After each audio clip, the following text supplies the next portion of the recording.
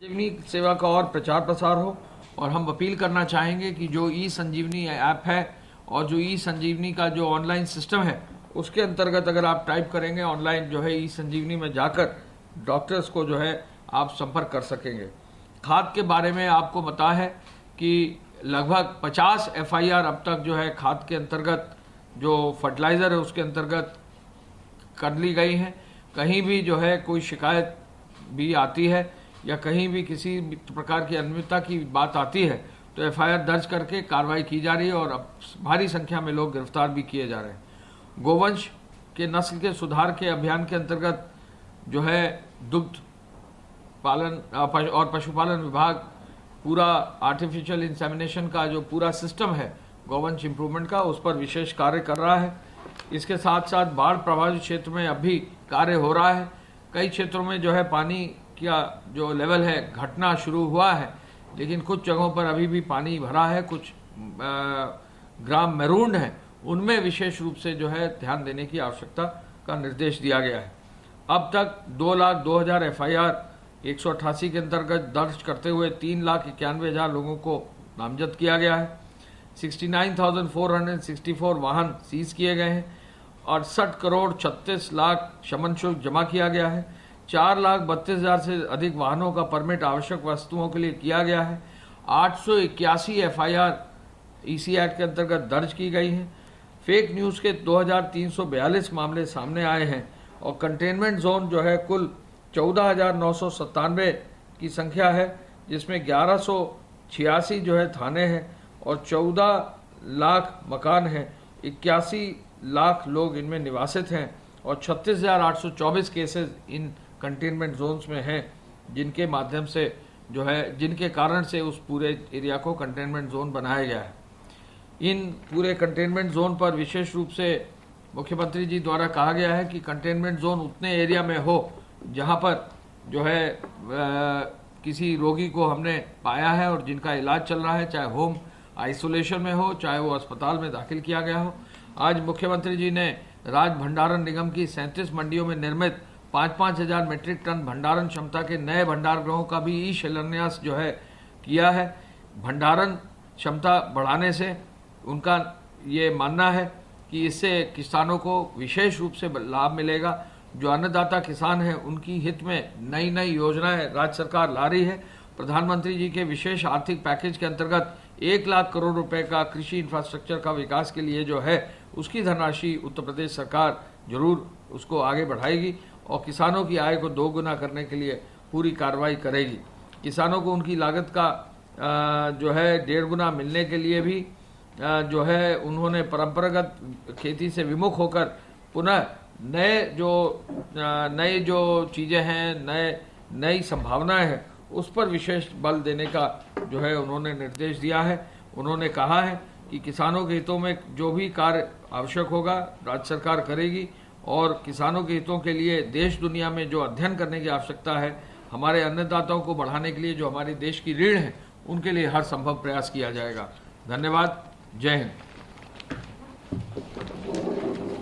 तो आपको बता दें कि उत्तर प्रदेश सरकार की प्रेस कॉन्फ्रेंस चल रही थी और उत्तर प्रदेश सरकार ने जो फैसले लिए हैं, जो मुख्यमंत्री के आदेश हैं, उनके बारे में जानकारी दे रहे थे अपर मुख्य सचिव गृह अवनीश अवस्थी। और उन्होंने ये भी जानकारी दी कि कोविड को लेकर के लगातार सरकार सक्रिय है। खाद को लेकर के भी बात कर रहे थे, एफआईआर हो रही है। विगत 24 घंटों में संक्रमण के 5,124 नए प्रकरण सामने आए हैं। इस समय एक्टिव इन्फेक्शन के केसेस की कुल संख्या 49,575 है। जो लोग संक्रमित होने के पश्चात उपचारित होकर डिस्चार्ज किए जा चुके हैं, उनकी संख्या अब 1,44,754 हो गई है। इस प्रकार रिकवरी का प्रतिशत अब बढ़कर के 73.33% हो गया है, 73.33%।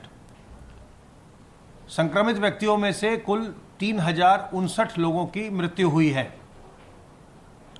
कल प्रदेश में 1,21,253 सैंपल्स की जांच की गई है और इस प्रकार अब तक 47,96,488 सैंपल की जांच की जा चुकी है।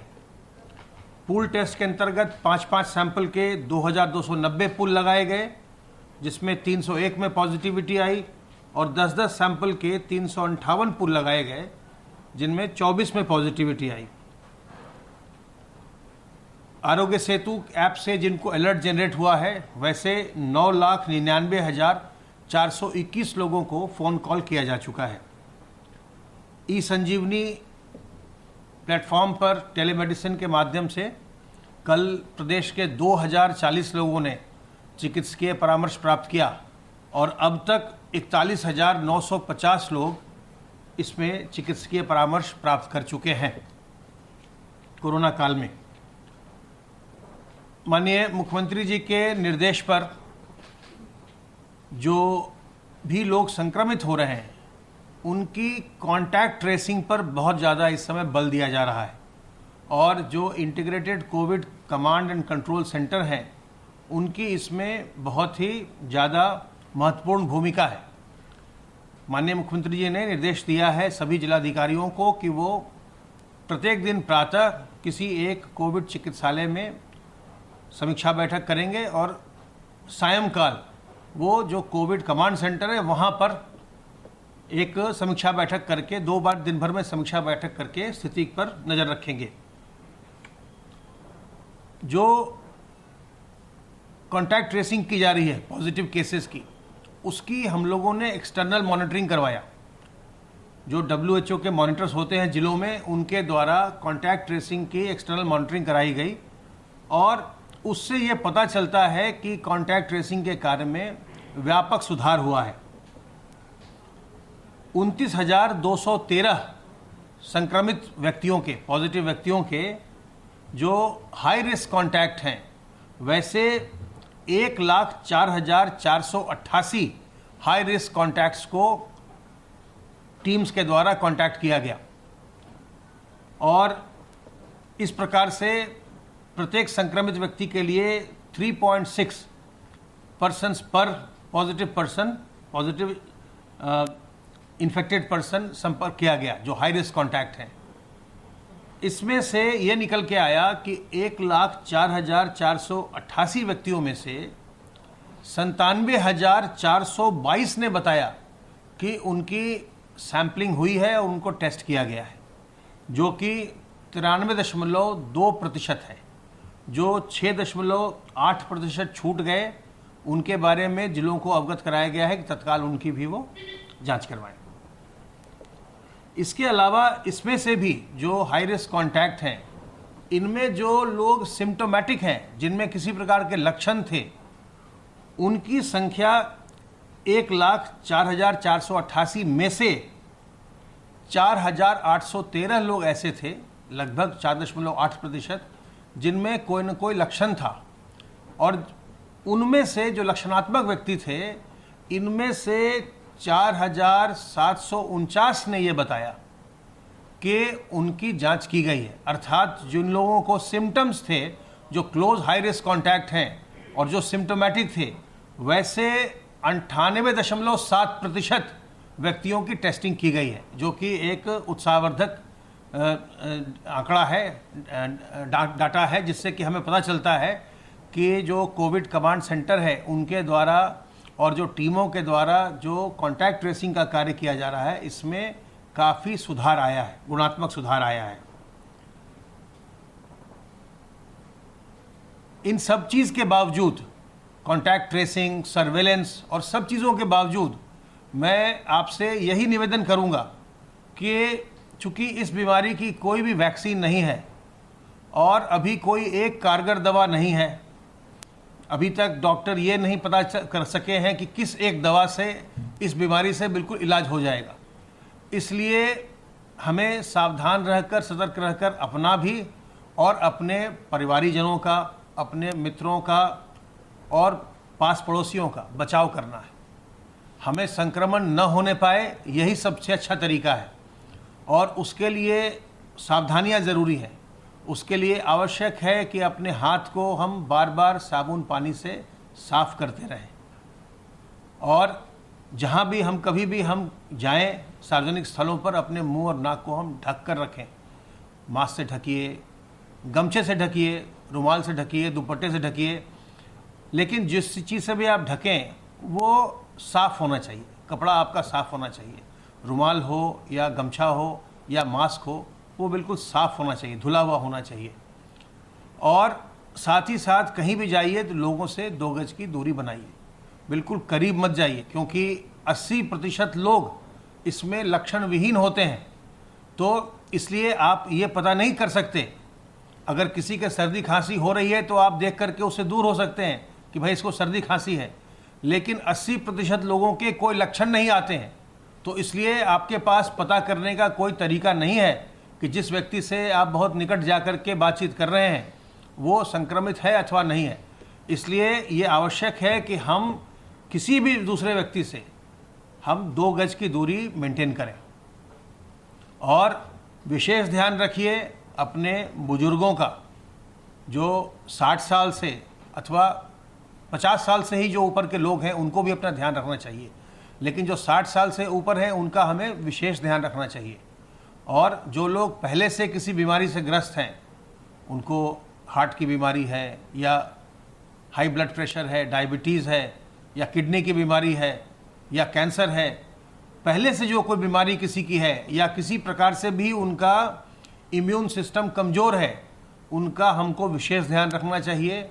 और उन लोगों को भी अपना विशेष ध्यान रखना चाहिए कि वो संक्रमित न हो पाएँ।